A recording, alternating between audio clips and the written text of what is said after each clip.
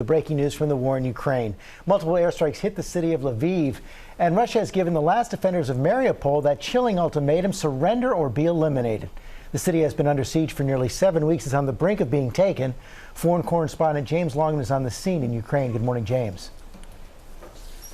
Yeah, good morning, George. I'm in Zaporizhia towards the Eastern Front, actually at a hospital. We're about 35 miles away from where the Russians are. You can see this hospital is preparing for the worst. And actually, as I speak to you now, we can hear an air raid siren going off. This morning, we've been meeting some of the kids who've been caught up in this war, doctors pulling the shrapnel out of their bodies.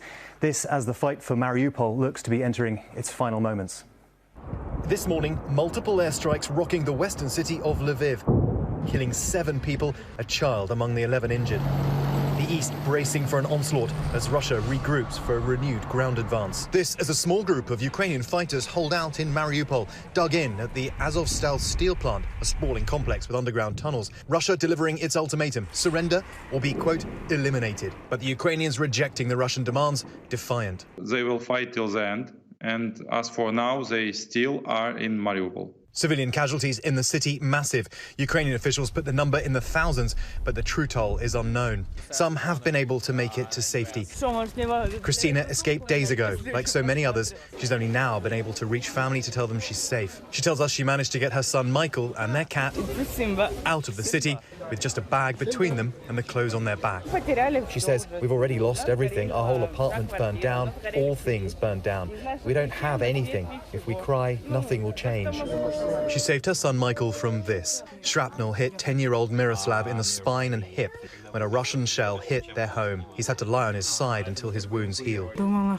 I was terrified for him, his mother Irina tells me, but he ducked as the shrapnel went flying. You're very brave. You're like a ninja. Someone has to be held responsible for this, she says. Pieces of shrapnel, bullets, all of it, they say, taken out of children that they're treating at this hospital.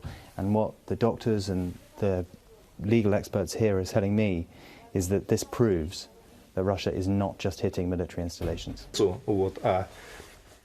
I've never seen anything like this in 40 years. So as we've been talking, there's been an air raid siren here, and now all the children have been sent down into the basement.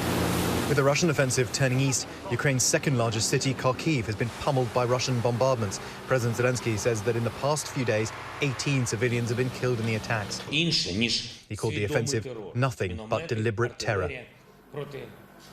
Now, we're all waiting for this major Russian offensive to start in the east, but one doctor here has told me, as far as he's concerned, it's already begun in this region. More and more kids are coming here every day with injuries. George? James, as you reported, it does appear the city of Mariupol is on the brink of falling. What would that mean?